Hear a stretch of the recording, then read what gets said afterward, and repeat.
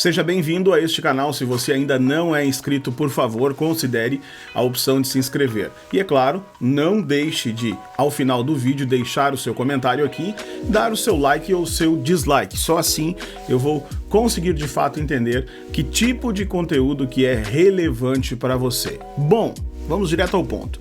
Esse será um vídeo rápido, curto, não será um vídeo longo, mas é um vídeo que se faz necessário, levando em consideração um assunto que eu abordei no meu último vídeo aqui, onde eu falei como evoluir, como subir de degrau, as concessões que a gente deve abrir para alcançar alguns clientes. E algumas coisas eu não falei naquele vídeo porque iria ficar muito grande, e também entendo que é um outro assunto, apesar de ser uma sequência, é um outro assunto. Nós precisamos saber o momento de dizer não. Sim, nós precisamos e devemos entender o momento de dizer não e para quais coisas a gente precisa dizer não. Existem inúmeras maneiras de trabalhar, de faturar mais, só que nem tudo na vida é dinheiro. Principalmente para quem trabalha com mão de obra criativa, que é o nosso caso, a gente precisa estar bem conosco, precisa estar de bem com a vida. Nem tudo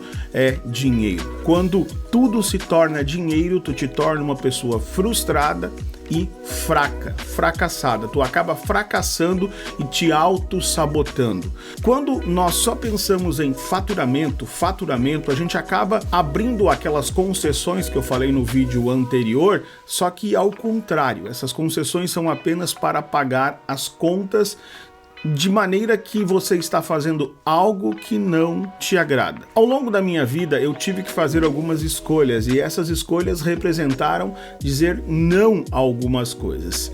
E o interessante disso, e principalmente para que a gente entenda como esse processo funciona, sempre que tu está na dúvida se tu deve ou não deve fazer algo, eu, como experiência própria, já digo, se alguma coisa te gera dúvida, é porque algo precisa ser observado.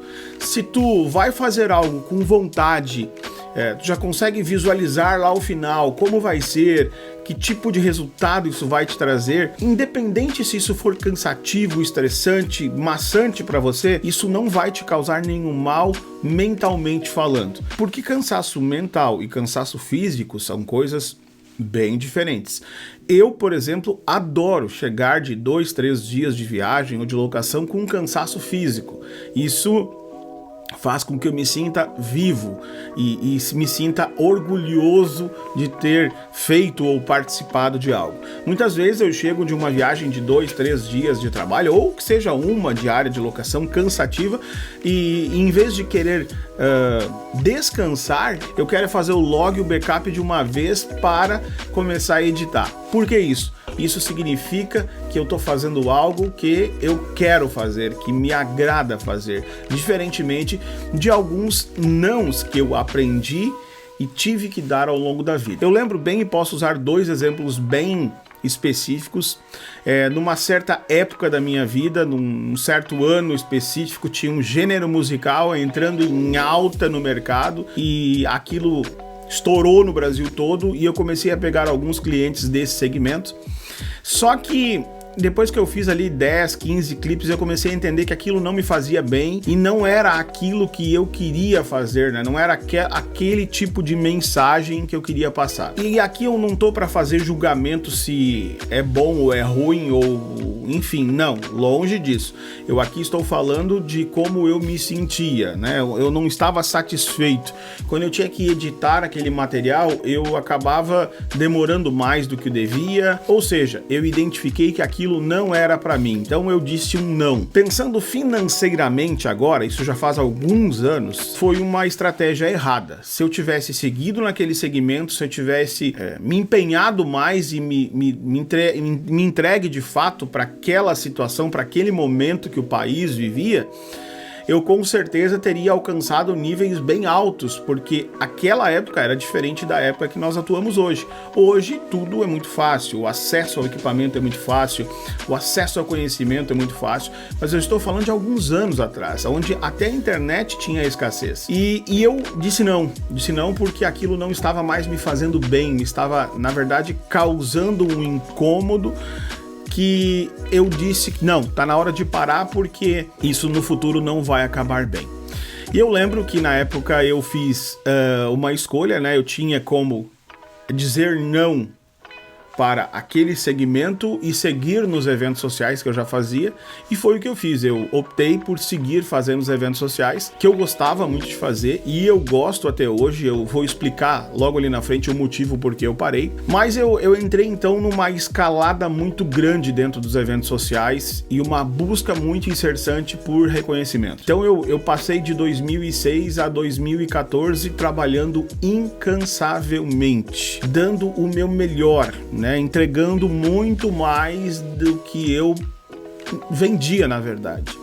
Só que começou a chegar um momento de 2012 em diante, 13, 14, 15, 16, 17, até 17, que começou a ficar desgastante mentalmente para mim. Não significa que eu não gostava mais de fazer, não significa que eu não ame fazer eventos sociais, só que mentalmente falando, para mim já estava cansativo. E fisicamente também, porque eu não tinha um sábado, eu não tinha um domingo, nunca. Por quê? O que acontecia? Eu trabalhava às vezes sexta e sábado, e domingo eu estava editando, porque segunda-feira eu entregava o vídeo ou as fotos para o cliente. Sim, exatamente isso que você está ouvindo. Eu entregava o material editado na segunda-feira e às vezes até no domingo. Isso na minha época, na minha região, não existia. Depois que começou a existir o Same Day, que é a entrega do vídeo ali no dia, na festa, eu nunca trabalhei com Same Day, mas eu entregava o vídeo editado para as redes sociais, né, os melhores momentos, já no domingo. Isso começou a me desgastar mentalmente falando, e consequentemente, quando tu te desgasta mentalmente, fisicamente tu fica imprestável. Então foi o momento que eu decidi, lá em 2016 eu comecei a amadurecer essa ideia. 2017 eu avisei, coloquei na época, eu lembro que o Facebook estava muito em alta, tinha uma página ali bem movimentada, continuo tendo a página, mas não alimento ela mais com a frequência que eu alimentava naquela época. E naquele momento eu coloquei uma declaração dizendo que a partir de 2018 eu não atenderia mais eventos sociais, apenas cumpriria a agenda que tinha fechado com quase 2 anos de antecedência, e assim foi. Meu último trabalho antes da pandemia foi no dia 15 de março de 2020, exatamente quando trancou tudo, né? Esse foi meu último trabalho nos eventos sociais. Depois eu cumpri mais 2 eventos ao longo da pandemia relativos a eventos sociais, que já eram agendas antigas. Eu ainda tenho um para cumprir, e eu tenho alguns que eu fechei pós. Mas como assim? Tu disse que não vai fazer mais, mas tu fechou. Fecho projetos especiais, projetos que de fato eu quero fazer. Então, inclusive, eu vou colocar aqui um dos casamentos que eu decidi fazer há poucos dias. Vai estar aqui no card para você acompanhar. Esse eu decidi fazer, e é diferente de tu estar fazendo apenas por faturamento. É muito diferente. Não significa que este casamento eu não faturei. Não é isso. Só que é muito diferente de tu ter a obrigação de estar vendendo por faturamento. Isso faz com que eu vá para este casamento e me emocione e trabalhe com vontade, chegue e edite. Por exemplo, esse casamento aí, eu não vendi para eles o Same Day, mas à meia-noite eu larguei os SSDs para minha filha e ela editou esse vídeo que você está vendo agora e foi rodado no casamento. Poderia ter cobrado por isso? Sim, só que nem eu sabia que eu ia me empolgar ao ponto de produzir isso e de fazer isso. Então é disso que eu falo. Muitas vezes não se trata de valor financeiro, de grana. Tu tem que estar muito bem com aquilo que tu está fazendo, tem que estar te sentindo muito bem. E a grana nada mais é do que um resultado daquilo que tu entregou muito bem entregue. Então era sobre isso que eu queria falar com vocês, que tu tem que aprender o momento de dizer não. E muitas vezes tu tem que entender que clientes não são para você. Mas como assim clientes não são? Tem clientes que não, de fato não são para você. Mas eu vou perder faturamento. Calma, o cliente que é seu, ele vai continuar sendo seu. Não é por causa de preço, não é por causa de orçamento que ele vai te trocar. Trabalhe primeiro para se tornar desejo de consumo do teu cliente. Isso eu digo principalmente para quem atua no mercado fotográfico, como casamentos e 15 anos. Se torne um produto de desejo para o teu cliente. Se torne aquele que o teu cliente se justifica por que não te contratou. Ou seja, o cliente gostaria muito de te ter do evento dele, mas quando ele te vê na rua, ele diz assim, bah, cara, eu não consegui te contratar, eu sei que teu valor é elevado, mas o meu sonho era te contratar. E isso eu cansei de ouvir, eu cansei de fazer.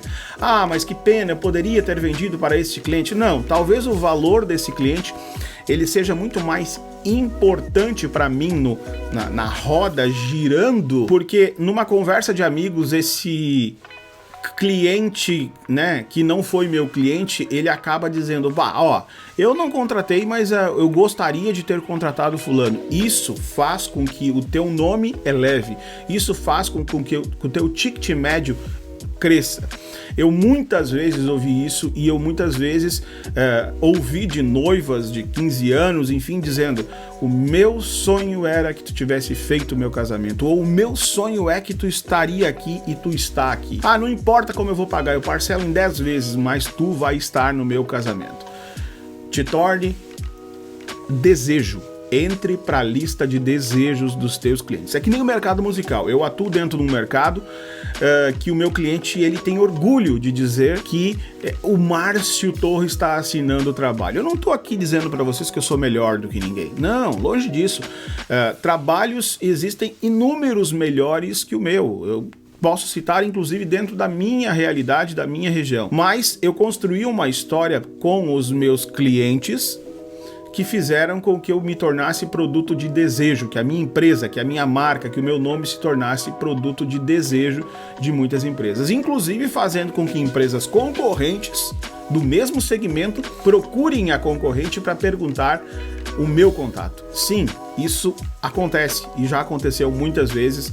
Às vezes produtos do mesmo segmento, da mesma linha, entram em contato. Bah, eu sei que é chato isso, mas eu queria saber quem é que fez o teu clipe ou quem é que fez o teu vídeo institucional. Lembre-se, eu não estou aqui dizendo que o meu trabalho é melhor do que o ninguém. Eu estou falando de negócios, de estratégias de negócio, de como fazer com que tu te torne uma referência. E mesmo depois que tu sai do mercado, de um segmento, né, como eventos sociais, eu saí em 2018, e tu continua sendo referência na boca dos outros, inclusive para os haters, né?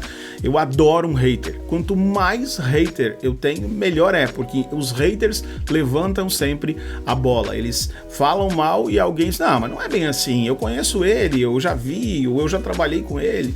Então, eu amo haters, amem os haters, amem aqueles que falam de você, seja bem ou mal, eles vão sempre te ajudar, entenda dessa maneira e você com certeza vai capitalizar em cima disso. Aprenda a dizer não, isso é muito importante. Saber dizer não para algumas pessoas, saber dizer não na hora certa vai fazer com que o teu produto ganhe valor. Espero que você tenha gostado dessa dica e espero sinceramente que você esteja inscrito aqui no canal. Se não estiver inscrito, por favor, este é o momento. Até o nosso próximo vídeo.